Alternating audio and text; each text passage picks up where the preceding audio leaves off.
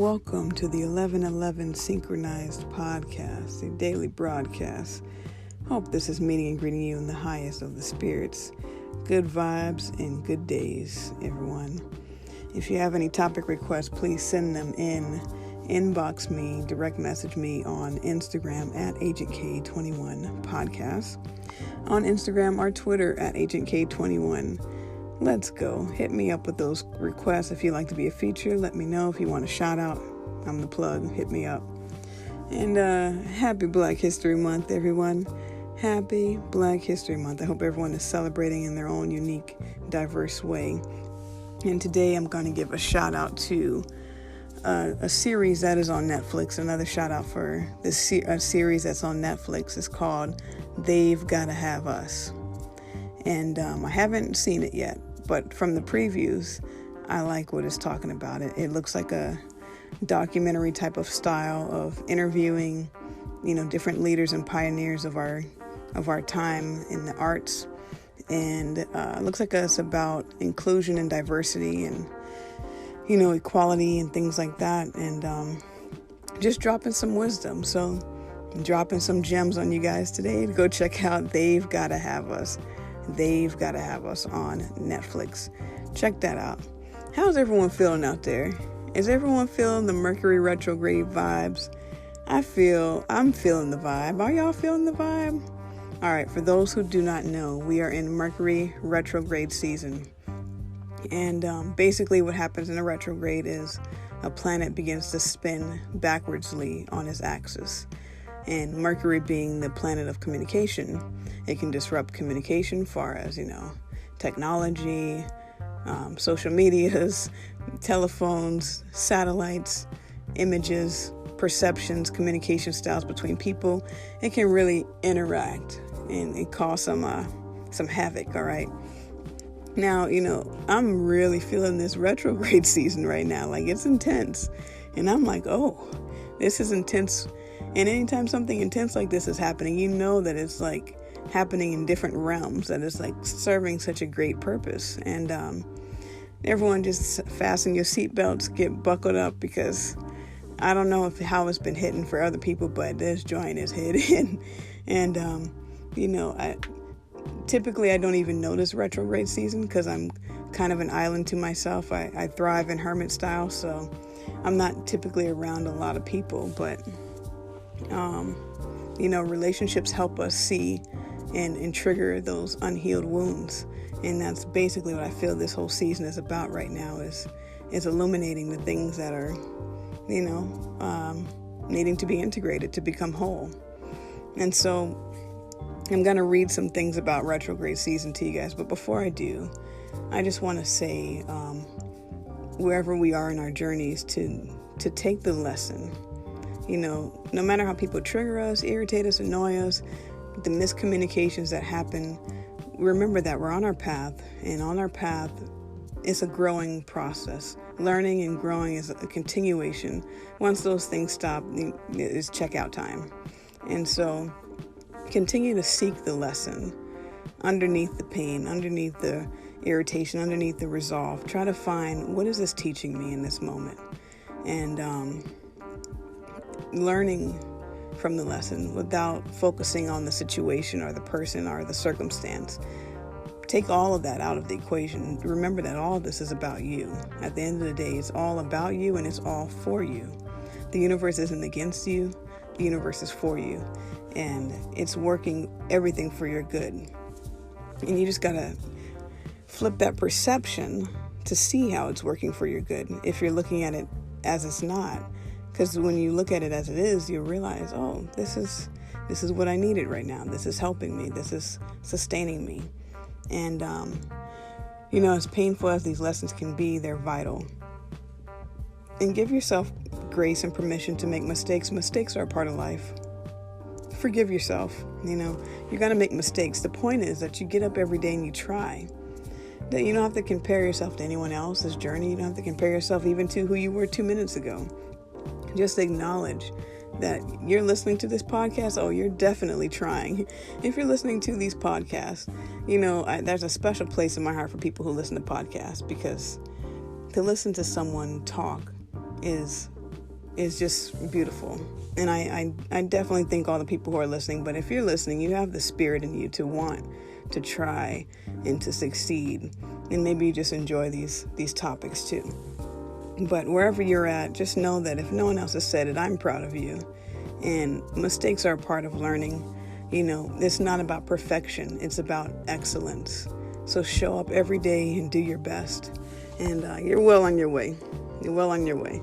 And so the first thing I'm going to read is Mercury retrograde. What is it? Why is it? How do we go about it? So Mercury retrograde is going to be from February 16th, which was yesterday here in America, and it's going to end on March 9th or March 10th for wherever you may be located. All right, so this comes from Alex Miles on Instagram. Alex.Miles. Go ahead and give her a follow.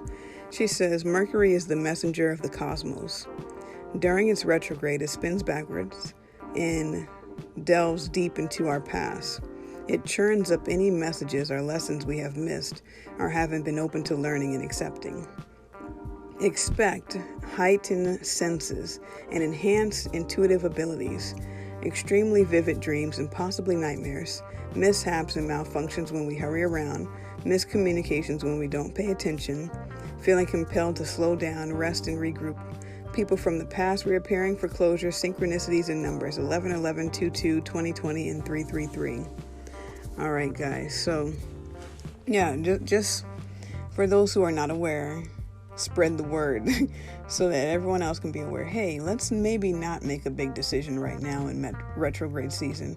Let's maybe hold off on this conversation. Let's maybe not buy that house or paint that wall or what have you. And realize, just give things time. Situations may flare up right now, but give it some time. It'll die down after a while. Best advice I would say is be patient with yourself. Love yourself unconditionally. You're not keeping a tally of how many times you mess up. You love yourself, and the more that you do that, you'll be able to do that for other people, and more importantly for yourself. It all starts within. So give yourself permission to be a person and to be exactly where you are, and without judging yourself. And also just take a lightheartedness, just laugh. Just laugh. LOL out loud for real. Like, don't just type that shit. Do it for real. Because this is a joyous time. Make light of the situation and, get out of your mind. Personally speaking, my mind can be the detriment, but it has become so clear. Meditation helps wonders. Yoga helps wonders. Eating a plant-based lifestyle helps wonders. But just do something to kind of clear your head, whether that's writing, record a new album, I don't care. Do something to get that junk out of you and to silence your mind, You don't have to judge yourself for thinking. If you're thinking, that's beautiful. Your mind is a beautiful thing. It's a terrible thing to waste. But make sure you're choosing what you're thinking. Make sure you're being your best friend at this time and not your worst enemy. Because you don't need that. There's going to be plenty of that, plenty of opportunities to have that. And plenty of people will do that for you. And so I'm going to read something else that comes from an app called The Pattern. If you don't have The Pattern, if you have an iPhone or an Android, I'm sure you can find it in your stores. I would recommend downloading The Pattern. It talks about your human patterns based on your birthday, your time zone, the moon, the stars, all of that. I don't know exactly how it calculates your patterns, but it seems pretty accurate for the most part. It's pretty spot on. And even if it's not exactly, accurate, there's always something to learn. And so let curiosity guide you, and I would recommend downloading the app. It's called The Pattern. So, Mercury retrograde, according to this app, February 16th, 2020 to March 9th, 2020. Most people assume that the world works in a logical, linear, and somewhat predictable way. But that's not always the case. Expecting that on any given day, everything will go as planned actually helps perpetuate this illusion. During this time frame, these assumptions are severely compromised. The, quote, regular, end quote, logical flow of events will appear to be disrupted. As a result, The world won't operate in the way you expect. Instead, what seemed objective becomes subjective. Left-brained it becomes right-brained, and connections will be missed, both with people and, interestingly, with technology and machines. Schedules, rules, routines, plans, messages, or emails, anything requiring rational functioning or communication might not work as they usually do. These energies may or may not affect everyone the same way. They probably won't feel as strong as any personal cycles that you're having. But if you know what's happening, you can set intentions or take advantage of these energies and not feel overwhelmed if things seem out of control. This might be easier for you if you already operate outside of the mainstream, like if you work in a non-traditional or creative field. However, if you depend on logic to function, you may feel especially challenged right now. These disruptions and confusion can be annoying, but if you're able to overlook them, this time frame can offer special possibilities. See this moment as an opportunity to move past linear thinking and let your mind go beyond conventional wisdom and expectations. This can be a great few weeks for inner work, meditation, and reflection. Often artistic endeavors or anything that uses your right brain or intuition can really thrive. Even plans that require reason can succeed with a little patience.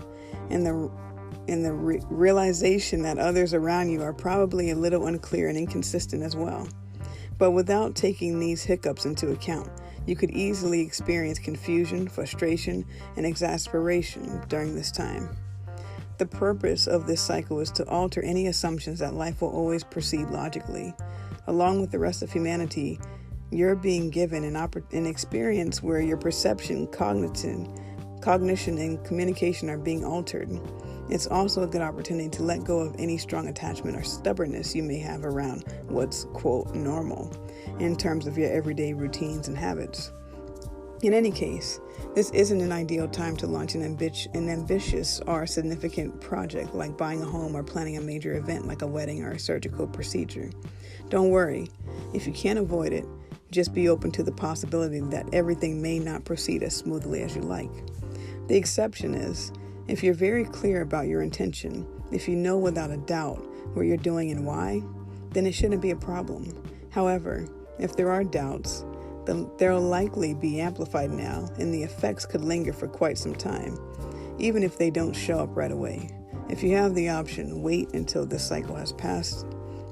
This particular time period can feel especially confusing because the style of communication is moving away from one that's emotional and empathetic with no boundaries between the self and others. This energy is more about being able to see things with pure objectivity and vision, which at times can seem detached, clinical, or even cold. This can seem like a huge change in perspective, like you're on a roller coaster ride. One day you could be merging with others, and the next day you could be seeing things almost impersonally, but with a broader perspective. You may feel like your right hand doesn't know what your left hand is doing. If you're flipping back and forth between using your heart and your mind, or you notice this happening in the world around you, know that nothing is wrong. Try to stay aware of what you perceive inside yourself and out in the world without needing to take action or make a judgment.